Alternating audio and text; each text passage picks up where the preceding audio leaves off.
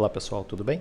Sou Daniel Viana, sou juiz auxiliar do TSE e professor da EMERGE. Venho aqui na EGE, é uma honra, a convite do desembargador eleitoral Ricardo Alberto, para tratar com os senhores de um ponto bastante relevante, acerca do abuso do poder religioso. Dentre os principais escopos da Justiça Eleitoral está a guarda, a proteção, a manutenção da normalidade e da legitimidade das eleições. O artigo 14, parágrafo 9 da Constituição da República e o artigo 22 da Lei Complementar 6490 vão trazer a configuração normativa da tutela desses bens jurídicos, definindo a prática do abuso do poder econômico e do abuso do poder político. A dúvida que surge, a discussão que se trava, é se outras espécies de abuso poderiam ser extraídas no ordenamento jurídico, como o abuso do poder filosófico, o abuso do poder de autoridade hierárquico, especialmente no que nos importa, se o abuso de poder religioso pode ser considerado como causa autônoma para propositura de investigação judicial para levar à cassação e tornar inelegíveis candidatos que tenham ofendido a normalidade e legitimidade do pleito eleitoral.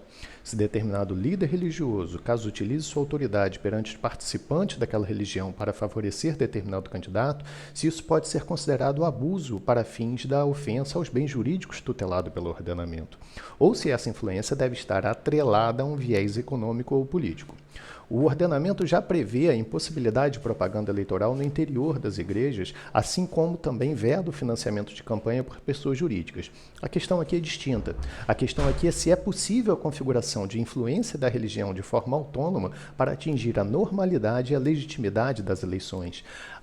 O contexto nacional traz a constatação de inúmeros praticantes de religião e credos de toda sorte, trazendo ao reboque em determinadas situações aquilo que se chama de dominação carismática, que se projeta sobre os fiéis que geralmente também são eleitores. Existe uma relação de confiança, de lealdade, de obediência, mesmo de devoção ao líder. Quando essa relação hierárquica for utilizada para impor a vontade político-eleitoral da Igreja sob a autonomia da escolha dos fiéis eleitores, aí teremos um problema. Não existe previsão específica, logo o vácuo legislativo impediria a configuração do abuso do poder religioso de forma autônoma? O tema é bastante controvertido na doutrina. Aqueles que defendem a sua possibilidade de configuração geralmente trazem à baila a conjugação do citado artigo 14, parágrafo 9 com o artigo 19 da Constituição da República, que prevê a separação entre a Igreja e o Estado em todas as suas faces, União, Estados e municípios. Se o objetivo das eleições é permitir o acesso aos cargos de representação nesses entes federativos, a conduta na disputa deveria ser a mesma. A mesma laicidade deveria ser exigida, a separação entre Estado e Igreja, já na campanha eleitoral. A jurisprudência é igualmente vacilante, e o que se percebe é que, geralmente, na ausência de uma regulamentação expressa quanto ao abuso do poder religioso e mesmo de uma configuração genérica quanto ao abuso de poder, só temos do abuso de poder econômico e do abuso de poder político, leva os julgadores a reenquadrar o abuso do poder religioso numa dessas outras duas modalidades, para que não haja aqui uma premiação da impunidade, por exemplo. O TSE, pela primeira vez, enfrenta o tema de maneira frontal.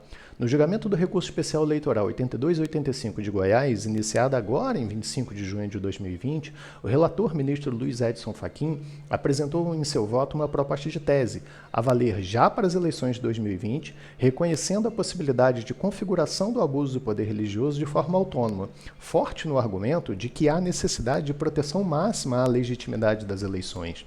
Votando em seguida, o ministro Alexandre de Moraes entendeu que somente é possível o reconhecimento do abuso do poder religioso quando agregado ao abuso do poder econômico ou político. O julgamento foi suspenso em razão do pedido de vista antecipado do ministro Tarcísio Vieira de Carvalho. O julgamento deve ser retomado brevemente. Fiquem ligados. O tema é complexo, extremamente relevante e com repercussões práticas e jurídicas já para as eleições desse ano, uma vez que, como vimos, a configuração dessa modalidade de abuso pode levar às mais graves sanções da Justiça Eleitoral, cassação e inelegibilidade. Fiquem ligados, fiquem em segurança e até breve.